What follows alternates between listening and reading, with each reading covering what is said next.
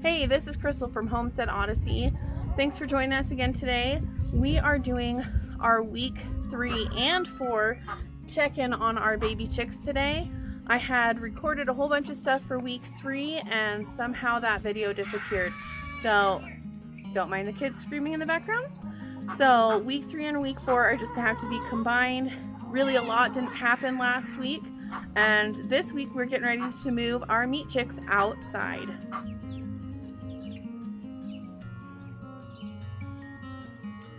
So in the week 1 video, I was working on our chicken coop that was outside, our extra one, to try to get it ready for the chicks. We're gonna be moving them out here, but in the past when we've had meat chicks in this little chicken hut, the meat chicks haven't always been able to get back up in the coop. So I had the idea of kind of blocking off one of the sides so that 2 of the sides are protected underneath the coop, so that if they struggle to get in, they'll still have some shelter underneath that chicken run so that they're still protected and able to get some shade, get out of the rain if it's raining. So that's what I'm going to work on right now so that we can get this set up so they can come out either tonight or tomorrow.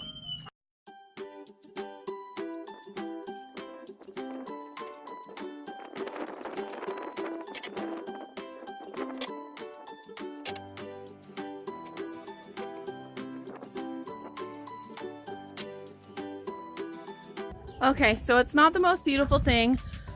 Really all I did was add a piece of plywood that I found laying around the yard. But what this will allow, so this will be closed. So, sorry, it's kind of a tight space back here, so it's hard for me to get a video. This is the main chicken coop here. And then this is the grow out chicken coop. And then literally there's a fence right here. So there's just not a lot of space, but basically what we built is on the back side of this grow out coop, I put that plywood, and so there's just a place that if they need to get some shelter, they can go underneath. They can go up as well, but we've had issues with meat birds in the past. Just, I don't know if they just couldn't figure out how to get back up there, or they just didn't want to put forth the effort. Meat chicks are kind of lazy. So, but this way they at least have something, some kind of shelter. We want to get these birds moved out, and I'll go in and take a little video so you can see where they're at today. So here's our week 3/week 4 update on the meat chicks. As you can see, most of them have their adult feathers. We've raised up the heat lamp.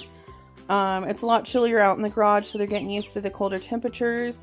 I think they're gonna do really good moving them outside either tonight or tomorrow, so that the heat will help encourage their growth, get them moving a little bit more. It stays pretty chilly in our garage. The hanging water has worked out really well. Though they get a little bit of straw in there, but for the most part they keep it pretty clean. They're emptying their feed rather quickly. There's still some down in the container they're sitting by, but these 2 feed buckets were filled just probably about 3 hours ago, and they've already eaten all that. But they're getting to a pretty good size. If you remember in the first video, I said they were all about 2 weeks. So this is the 4th week we've been raising them, but they're actually about 5 or 6 weeks old at this point. I know many people say to butcher them about 8 weeks, but they still seem like they need quite a bit of weight on them. I'm thinking once they get outside where they're scratching and out in the sun and a little bit warmer during the day, that might help them put on a little bit more weight. So, but here they are so far, and the next part of this video will be us moving them outside.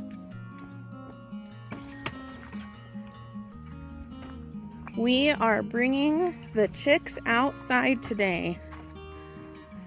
Sam's gonna help me load them up, and we're gonna move them out back.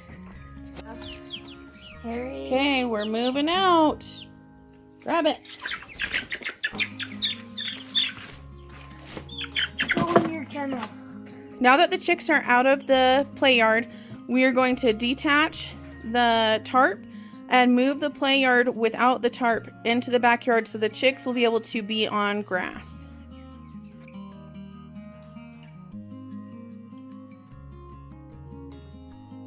Okay, so we have the play yard set up. We're gonna start moving the chicks in, bring their water out. I'm not sure yet if I'm gonna leave this in them in here all night. I'm kind of thinking I'm gonna move them in the, sorry, I got talking baby. I think I'm gonna leave them out here during the day and then put them into that coop that I've shown you in the last couple of videos at night. But I just want them to have access to grass, and where that coop is, so far there's no grass that's come up.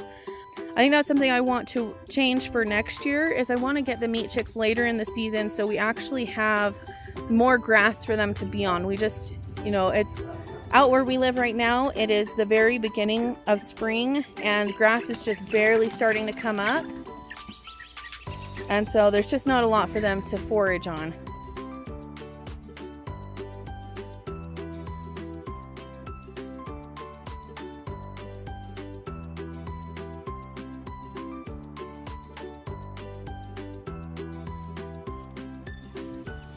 So the current plan for these chicks outside is I'm gonna watch them today and see how they do into the evening. If they seem like they're getting too cold, we'll move them over to the other shelter. I'm kind of thinking that's what we'll have to do because it still gets into kind of the mid-30s at night and I just don't want them getting too cold out here. My plan during the daytime is I'm going to move this pen kind of around the yard so that they have fresh grass probably almost every morning, just because it's not a huge space.